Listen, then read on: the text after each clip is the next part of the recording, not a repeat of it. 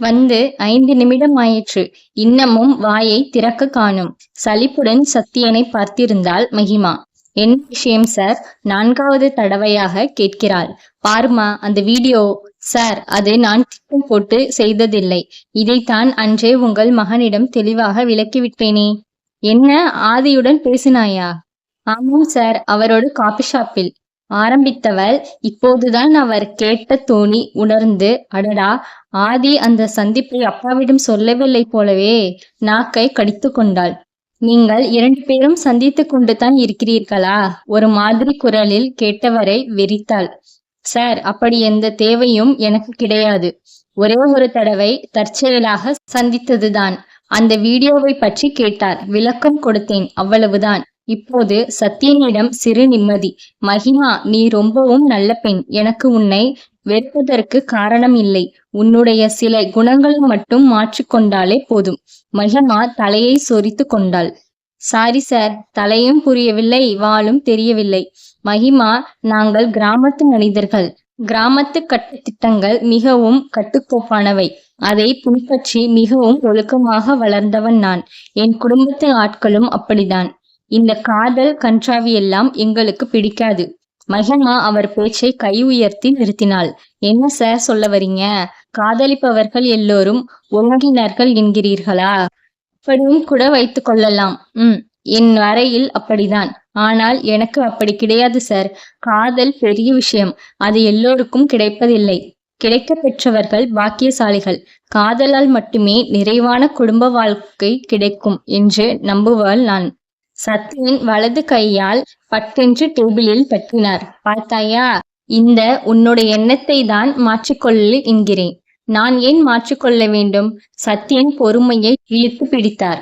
உன்னுடைய ப்ரொஃபைலை மேட்ரிமோனியல் சைட்டில் இருந்து எடுத்து இருக்கிறோம். என்னது, என் ப்ரொஃபைல் மேட்ரிமோனியில் இருக்கிறதா? அப்பா, பற்களை கடித்தாள். சிலம்பேத்தி நின்ற கண்ணகியை ஒத்திருந்த மகளை அலட்சியம் செய்தார் மணி. எனக்கு பிள்ளைகளின் மேலிருந்த நம்பிக்கை போய்விட்டது. உன் அண்ணன் போல் உன்னையும் விட நான் தயாராகவில்லை. சீக்கிரமே சொல்கிற மாப்பிள்ளைக்கு கழுத்தை நீட்ட தயாராக இரு. மகிமாவிற்கு ஆத்திரமாக வந்தது. பேசாமல் 2 நாட்களில் எவனையாவது பிடித்து காதலித்து ஓடி போய்விடலாமா? அவசர திட்டம் ஒன்று மனதிற்குள் போட்டு பார்த்தாள். 2 நாட்களில் வருவதெல்லாம் காதல் கிடையாது. போட்ட திட்டத்தை அழித்தாள். பார்த்தீங்களா சார், சொல்ற மாப்பிள்ளைக்கு கழுத்தை நீட்டுன்னு அப்பா சொல்றாரு. அது எப்படி முடியும்? நானெல்லாம் காதலித்துதான் கல்யாணம் செய்து கொள்வேனாக்கும். மறுநாளே தன் ஆபீஸுக்கு வந்து நின்று அறிவித்த மகிமாவை வியப்பாய் பார்த்தார் சத்யன். நேற்று பேசிக் கொண்டிருக்கும் போதே இதோ வரேன் என்று எழுந்து போனவள் இன்று காலையே இடம் தேடி வந்து புலம்புகிறாள். இப்போது சத்யனுக்கு அவள் மீண்டும் வெகுளியாக, அறியா பிள்ளையாக தோன்றினாள்.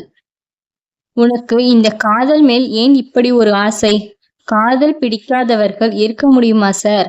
ஆனால் இதோ நீங்கள் இருக்கிறீர்களே. என்னவோ போங்க சார். மேட்ரிமோனியில் என்னை பார்த்ததை மறந்துடுங்க சார். நான் லவ் மேரேஜ் தான் செஞ்சுக்க போறேன். இதை சொல்லிட்டு போகத்தான் வந்தேன்.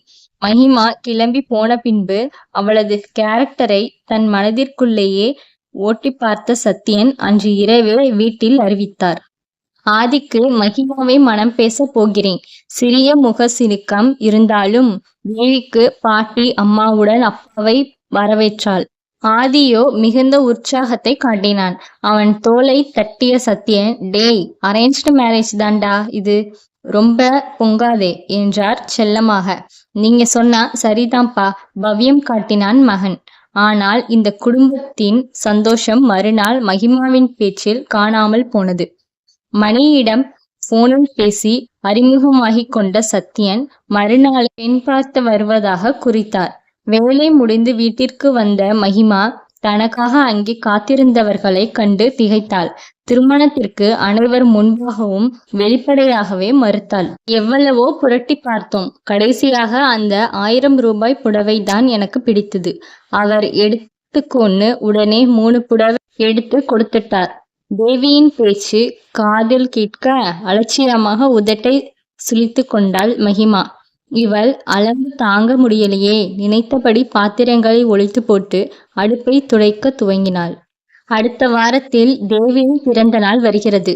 அதற்கான பர்ச்சேஸிற்காக முதல் நாள் கதிரும் தேவியும் சென்று வந்தனர். அந்த பிரதாபங்களை தான் பேசிக் கொண்டிருக்கிறாள். மகிமாவிற்கு சத்யன் கதிர் தேவியை எப்படி வீட்டிற்குள் அனுமதித்தார் என்பது இன்னமும் புதிராகவே இருந்தது. காதல் திருமணம்தான் செய்வேன் என பிடிவாதம் காட்டியவளை ஒடுக்கி தனது மகனுக்கு மனம் முடித்து வைத்தவராயிற்றே அவர். காதல் திருமணம் செய்த மகளை எப்படி வீட்டிற்குள் சேர்த்து கொண்டுள்ளார்? மகிமாவிற்கு அன்று அவள் வீட்டிற்கு போனபோது சத்யன் குடும்பத்தோடு அமர்ந்திருந்தது நினைவு வந்தது. இப்போது என்ன செய்ய போகிறாய் என்ற சவாலான பார்வையுடன் உட்கார்ந்திருந்தவரை பதில் சவால் பார்வை பார்த்து திருமணத்திற்கு சம்மதிக்க மாட்டேன் என்றார். திலகவதியும் தேவியும் கோபமாக பேச முயல அவர்களை கையமர்த்திய சத்யன் யோசித்து சொல்லுங்கள் என்று விடை பெற்றார். சாந்தியையும் மணியையும் முழு மூச்சுடனேயே மறுத்தாள் மகிமா. நல்ல சம்பந்தம் என்று கெஞ்சியவர்களையும் ஆகாத போது மிஞ்சியவர்களையும் தைரியமாக கடந்து வந்தாள். ஆனால் எனக்கென்ன பதில் என்று வந்து நின்ற ஆதியை தான் அவளால் கடந்து வர முடியாமல் போனது. கொஞ்சம் சுடு தண்ணீர் கொண்டு வாம்மா, புன்னகையுடன் கேட்டபடி அடுப்படிக்குள் வந்து நின்ற சுந்தரை பார்த்து புன்னகைத்தாள் மகிமா. எப்படி இருக்கிறீர்கள் அங்கிள்? நான் நன்றாக இருக்கிறேன்மா. இப்போது எல்லாம் சரியாக போகிறதா? சுந்தர் குறிப்பாய் கேட்ட கேள்விக்கு இலக்கில்லாமல் தலையாட்டினாள். பாட்டியின் உடம்பு எப்படி இருக்கிறது என்று விசாரித்தாள். வயதானவர்கள் இல்லையா, ஏற்றமும் இரக்கமும் இருக்கும்தான். நான் போய் பார்க்கிறேன், நீ சுடுதண்ணியோடு வா. சுந்தர் டாக்டர், பாட்டியின் ஊர்க்காரர். தனது மருத்துவ தொழிலில் இருந்து ஓய்வு பெற்று இவர்கள் தெருவிற்கு 2 தெரு தள்ளி சிறியதாக ஒரு வீடு வாங்கி கொண்டு குடியிருக்கிறார். மகன் மகள் எல்லோரும் வெளிநாட்டில் செட்டிலாகி விட்டனர். பாட்டி தனது ஊர்க்கார் என்று அவரிடம் மட்டுமே வைத்தியம் பார்த்து கொள்வார். இப்போதும் பாட்டியை பார்க்கத்தான் வந்திருக்கிறார். அந்த மாத்திரையை இப்போதே போட வேண்டும் அக்கா. உரிமையோடு அகட்டியபடி மகிமா கொண்டு வந்த சுடுதண்ணியில் பாட்டியை மாத்திரை போட வைத்தார். கோதுமை கஞ்சி, ராகி கஞ்சி, கம்பு கஞ்சி என்று பிரித்து கொடுங்க. உணவை பட்டியலிட்டார். அத்தை கஞ்சி குடிக்க சங்கடப்படுறாங்க. திலகவதி சொல்ல, என்ன அக்கா இது? அதட்டினார். வயதான பிறகு வகையான உண்ணுவதை நிறுத்திவிட வேண்டும். அதுவும் இப்போது படுக்கையில் படுத்து விட்டீர்கள். இனி கட்டுப்பாடு நிச்சயம் வேண்டும். அவருக்கு பிடிக்கவில்லை என்றாலும் 4-5 தடவைகளாக பிரித்து கஞ்சியை கொடுங்கள். உப்பு போடாமல் காய்கறிகளை வேக வைத்து கொடுங்கள் என்றவர் சில மாத்திரைகளை கிறுக்கி நீட்டினார். இதனை 3 வேளைக்கும் கொடுக்க வேண்டும். இது என்ன மாத்திரைகள் அங்கிள்? ஆதி கேட்டான். விட்டமின் மாத்திரை தான்ப்பா, பயப்படாமல் வாங்கி கொடுங்க. சுந்தர் கிளம்பிவிட்டார். பாட்டிக்கு உடம்பு எப்படி இருக்கிறதாம்? டாக்டர் என்ன சொன்னார்? கேட்டபடி சுவாதீனமாக பாட்டியின் அறைக்குள் கதிர் எட்டி பார்க்க சத்யனின் உடல் இறுகுவதை மகிமா உணர்ந்தாள். வேகமாக அறையை விட்டு வெளியேறிவிட்டார் அவர். கதிருக்கு முகம் சுண்டி போனது. தேவியோ அம்மாவை முறைத்தாள்.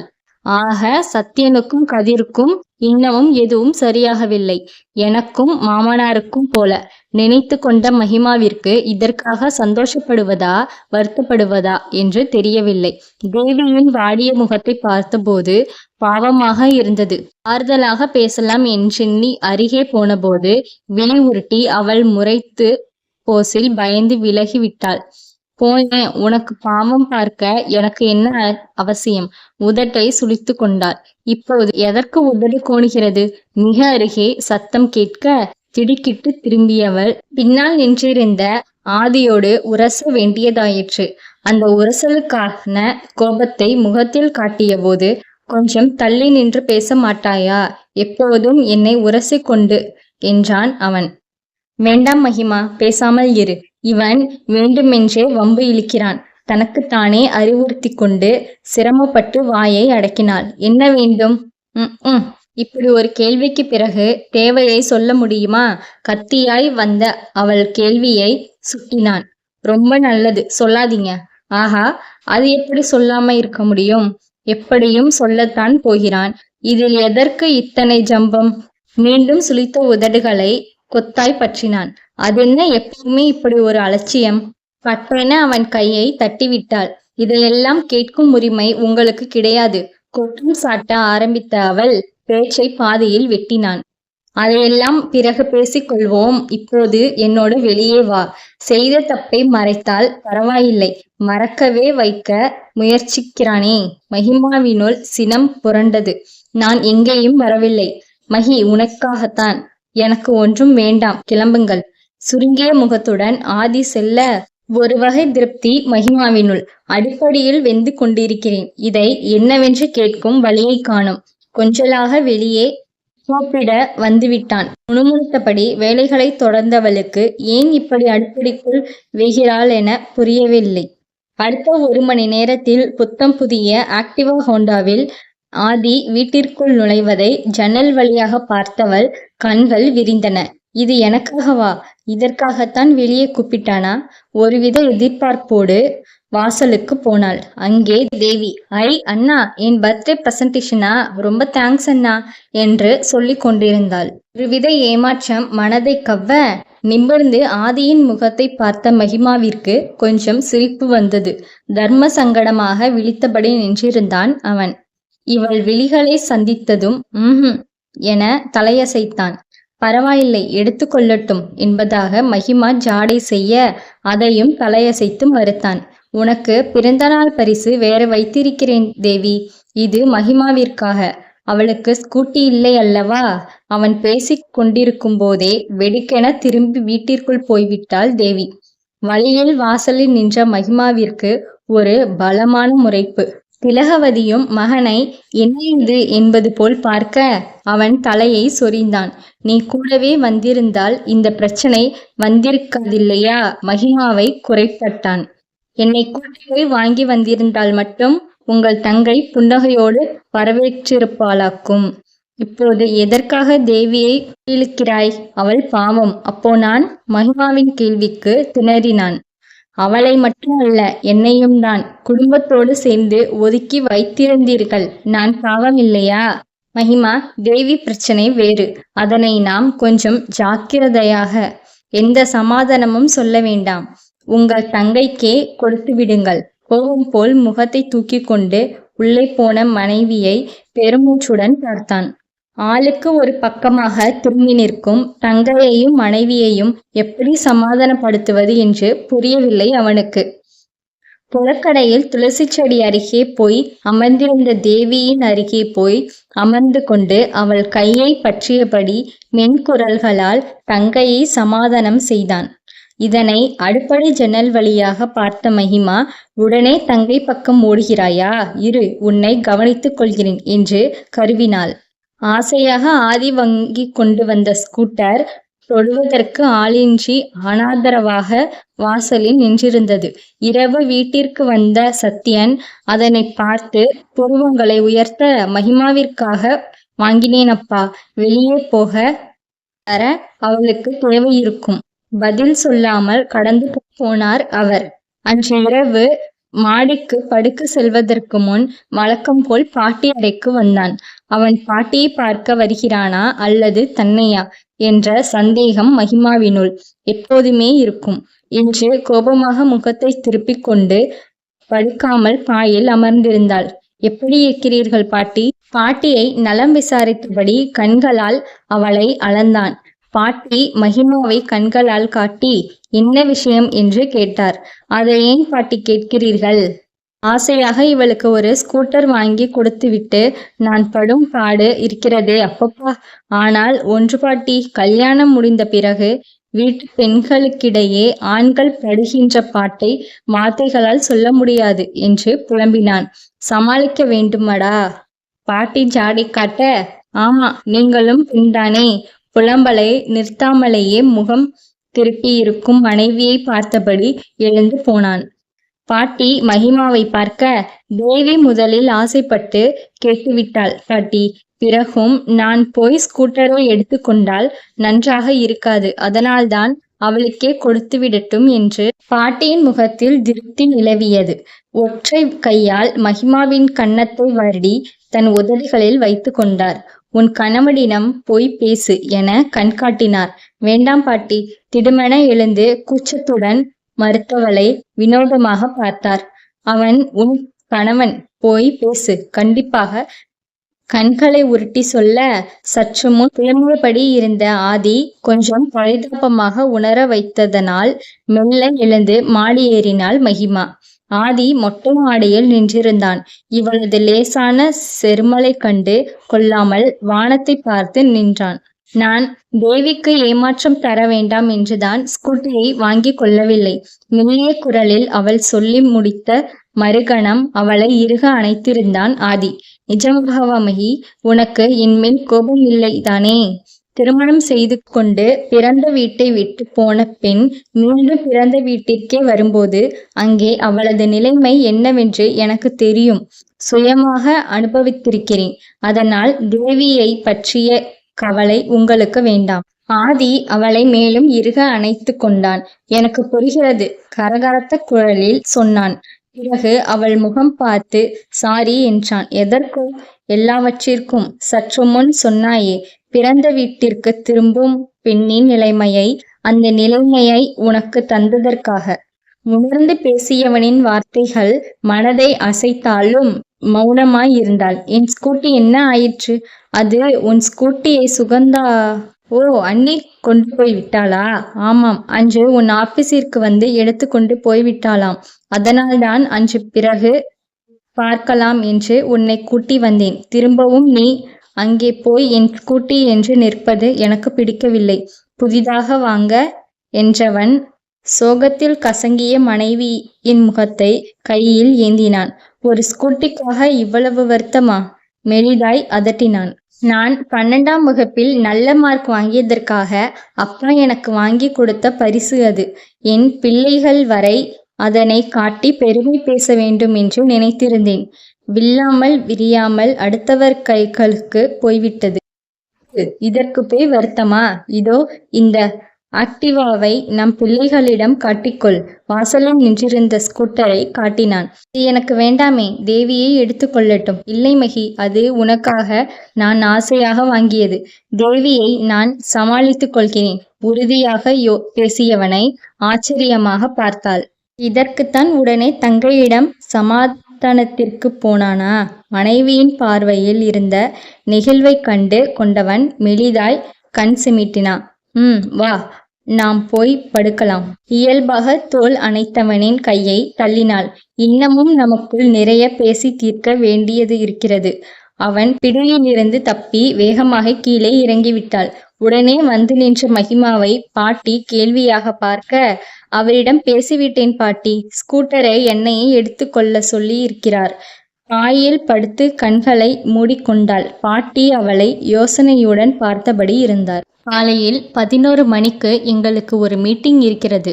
நீ இந்த ஃபைல்ஸை முருகேசன் ஆடிட்டரிடம் கொண்டு போய் கொடுத்துவிடு. ஆதி நீட்டிய ஃபைல்களை ஆச்சரியமாக பார்த்தாள். கொடுப்பதற்கு முன்னால் கணக்குகளை சரிபார்த்துவிட்டு கொடு என்று விட்டு தந்தையிடம் திரும்பியவன், நாம் மீட்டிங்கை கவனிக்கலாம் அப்பா, இந்த வேலையை மகிமா செய்யட்டும் என்றான். இவள் எல்லாமே தப்பும் தவறுமாக அல்லவா செய்வாள்? சத்தியம் கேட்க மகிமாவிற்கு ரோஷம் பொத்து கொண்டு வந்தது. அப்படி எத்தனை கணக்குகளை உங்களுக்கு தப்பு தப்பாக எழுதி தந்தேன்? சத்யராஜ் சாரிடம் கேட்டால் தெரிந்துவிட்டு போகிறது. அலட்டாமல் பதில் சொன்னார். என்னை பற்றி யாரிடமும் கேட்க தேவையில்லை. இவ்வளவு சொன்ன பிறகு இந்த வேலையை நான் தான் பார்க்க போகிறேன். உங்களால் முடிந்ததை செய்து கொள்ளுங்கள். ஃபைல்களுடன் உள்ளே போனவள் நின்று திரும்பி, சம்பளம் ஒழுங்காக கொடுத்துவிட வேண்டும் என்று விட்டு போய்விட்டார். சத்யன் மகனை முறைத்தார். உன்னை யார் அவளிடம் கொடுக்க சொன்னது? இல்லப்பா, நமக்கு வேலை இருந்ததால். நான் வேண்டுமானால் திரும்பவும் ஃபைல்களை வாங்கிவிடட்டுமா? வேண்டாம், என்னால் முடியாது என்று அவளையே திருப்பி கொண்டு வந்து கொடுக்க வைக்கிறேன். வஞ்சமாய் பேசியவரை கொஞ்சம் பயத்துடனேயே பார்த்தான் ஆதி. சத்யன் இப்படித்தான். அவர் நினைத்தது நடக்க வேண்டும். இதை பிடிவாதத்தில்தான் வேண்டாம் என்ற மகிமாவை திருமணம் முடித்தே ஆக வேண்டுமென்ற கட்டாயத்தில் கொண்டு வந்து நிறுத்தினார். காதல் திருமணம்தான் உயர்ந்தது என்று சொல்லிக் கொண்டிருந்தவளுக்கு மறுத்து புரிய வைக்கும் வேகம் அப்போது. ஆனால் கணவனும் மனைவியும் பிரிந்துவிட்ட பிறகும் மகிமா, நான் அன்றே சொன்னேனே இந்த திருமணம் சரி வராதென்று அவர் முகத்திற்கு நேராக கேட்டபோது குன்றியவர் இப்போது பதிலுக்கு பதில் கொடுக்க நினைக்கிறார். கணக்குகளை ஒருமுறை சரிபார்த்துவிட்டு ஆதி சொன்ன ஆடிட்டர் முருகேசுவிடம் கொடுப்பதற்காக கிளம்பினாள் மகிமா. ஆசையுடன் ஆக்டிவாவை வருடி பார்த்துவிட்டு ஸ்டார்ட் செய்ய வேகமாக வாசல் புற ஜன்னலில் தேவியின் தலை தெரிந்தது. இவள் வண்டியை எடுப்பதை அவள் குரோதத்துடன் பார்த்தபடி இருந்தாள். மகிமாவிற்கு தர்ம சங்கடமாக இருந்தது. யோசனையுடனே ஆடிட்டர் அலுவலகத்தை நெருங்கியவள் அலுவலக வாசலிலேயே நின்றிருந்த ஆதியை கேள்வியாக பார்த்தாள். அவள் ஸ்கூட்டரை ஓட்டிக்கொண்டு வருவதை தூரத்திலிருந்து ரசித்து பார்த்திருந்தவன், அப்படியே உனக்கு பெர்ஃபெக்டாக பொருந்தி போகிறது மகி என்றான். கணவனின் மகிழ்ச்சியை தலையசைத்து ஏற்றுக்கொண்டவள், தேவி வருத்தமாக இருந்தாள் என்றாள். சீக்கிரமே சரி செய்து விடலாம், உள்ளே வா என்றவன் ஆடிட்டர் அலுவலகத்தில் இவளை அறிமுகப்படுத்தினான். என் மனைவி சார், கொஞ்ச நாட்கள் உங்களிடம் ட்ரைனிங் எடுக்கட்டும், பிறகு தனியாக அவளுக்கு அலுவலகம் போட்டு கொடுக்க நினைத்திருக்கிறேன். அட, உங்களுக்கு இருக்கும் தொழிலுக்கு மேடம் தனியாக வேலை பார்க்க வேண்டும் என்று என்ன அவசியம் இருக்கிறது சார்? எனது தொழில் என்னுடையது, என் மனைவிக்கு என்று தனி அடையாளம் வேண்டாமா? அவள் படித்த படிப்பை வீணாக்க கூடாதில்லையா? 6 மாதம் நீங்கள் ட்ரைனிங் கொடுங்க. மகிமா நெகிழ்வாக கணவனை பார்த்தாள். வீட்டிற்குள் அடைத்து வைக்க பார்க்கிறான் என்று தவறாக நினைத்து விட்டோமே என்று வருந்தினாள். ட்ரைனிங் என்றால் நான் சத்யராஜ் சாரிடமே எடுத்துக்கொள்வேனே. அவர் ஆபீஸ் நம் வீட்டில் இருந்து கொஞ்சம் தூரம். அத்தோடு அங்கே அந்த ரவி இருக்கிறான். அவன் முகத்தை பார்த்தாலே எனக்கு பிடிக்கவில்லை. அவனுக்காக பயந்து அங்கே போக வேண்டாம் என்கிறீர்களா? அவன் பிள்ளை பூச்சி, ஒரு தட்டு தட்டினால் சுருண்டு போய் ஓரமாக விழுவான். சொன்னேனே தூரம் என்று. மற்றபடி அவன் விஷயம் நமக்கு வேண்டாம். அவனும் நம் பக்கம் தலையிட மாட்டான் என்று நினைக்கிறேன். அந்த அளவு மிரட்டி வைத்திருக்கிறீர்களா? அவனை பார்த்தாலே அன்று உன்னை காஃபி சாப்பிட கூப்பிட்ட போது வரமாட்டாள் என்று உனக்காக அவன் பேசினானே, அதுதான் நினைவிற்கு வருகிறது. அன்றே அவன் கழுத்தை நெரிக்க வேண்டும் போல் இருந்தது. இப்போது அவன் சொன்ன விதத்தில் வந்த சிரிப்பை அடக்க பாடுபட்டாள் மகிமா. ரவி அவளுக்கு ஒரு பொருட்டில்லை என்பது ஆதிக்கு நன்றாகவே தெரியும். ஆனாலும் இது பொசசிவ்னஸ். இந்த வகை ஆபத்தற்ற இயல்பான அதிகார உரிமைகளை ஒவ்வொரு பெண்ணும் தன்னுடையவனிடம் இருந்து எதிர்பார்க்கவே செய்கிறாள். மனதிற்குள் ரசிக்கவும் செய்கிறாள். ரோஜா மொட்டாக மலர்ந்துவிட்ட இதழ்களுடன் கிளம்பட்டுமா என்றான். இன்னொரு வேலை இருக்கிறது, வா. ஆதி பைக்கில் முன்னால் செல்ல அவனை ஸ்கூட்டரில் தொடர்ந்தாள். ஆதி கூட்டி சென்ற இடம் ஒரு நகைக்கடை. எனக்கு வேண்டாம், மருத்துவலை நிச்சயம் உனக்கில்லை என்றான். இப்போதுதான் ஸ்கூட்டி வாங்கி கொடுத்திருக்கிறேன், இன்னமும் நகையும் உனக்கே என்றால். சாரிமா, அந்த அளவு என்னிடம் பணம் இல்லை கிண்டலாக சொன்னவனை செல்லமாக முறைத்தாள். தேவிக்கு என்று கேட்டவளுக்கு தலையசைத்தான். அவளுக்கேதான். பாவம், அவள் கல்யாணத்திற்கு கூட நாம் எதுவும் செய்யவில்லை. இப்போது பிறந்த நாள் பரிசாக நகை வாங்கி தரலாம். இருவருமாக உள்ளே சென்று 12 பவுனில் ஆரமும் நெக்லஸும் தேர்ந்தெடுத்தனர்.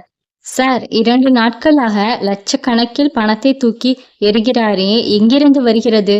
தொழிலில் எனக்கென்று கிடைத்த பணம், பெருமிதமாக சொன்னான். அதெப்படி உங்களுக்கு மட்டுமாக? நம் கடைக்கு உரிய மரங்களை கேரளாவிலிருந்து தான் மொத்தமாக வாங்குவது. அங்கே ஒரு நண்பன் மூலமாக பழைய கால அரண்மனை ஒன்றின் பர்னிச்சர்களை ஏலம் விடுவதாக அறிந்தேன்.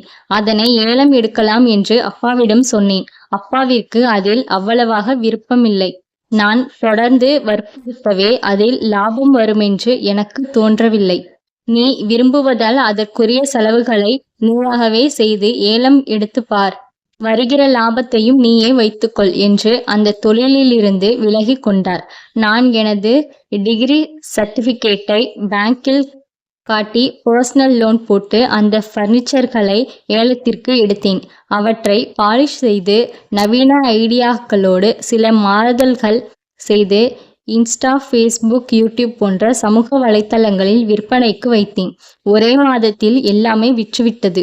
நான் வாங்கிய லோன் போக லாபமாக மட்டுமே வந்த தொகை 20 லட்சங்கள்.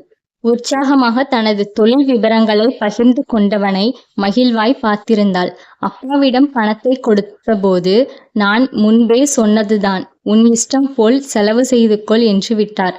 அதில்தான் என்றபடி நகை பெட்டியை காட்டினான். அவன் கைப்பற்றி குலுக்கி வாழ்த்துக்களை சொன்னாள் மகிமா. இப்போது தொழிலில் புது ஐடியா கிடைத்திருக்கிறது. தொழிலின் ஒரு பாகமாக இதையே செய்யலாமா என்று அப்பாவும் நானும் யோசித்து வருகிறோம். அவன் பைக்கில் அவள் ஸ்கூட்டரிலுமாக அருகருகே பயணித்தபடி பேசிக்கொண்டு வீடு வந்தனர். வீட்டிற்குள்ளிருந்து எட்டி பார்த்த தேவி முகத்தை தூக்கிக் கொண்டு தன் அறைக்குள் போய் கதவை பட்டென்று அடித்து பூட்டி கொண்டாள். அன்று இரவு மகிமா தேவியின் அறை கதவை தட்டிய போது சிறிது நேரம் கழித்து கதவை திறந்தவள், உனக்கு கொஞ்சம் கூட டீசென்சி கிடையாதா என கத்தினாள்.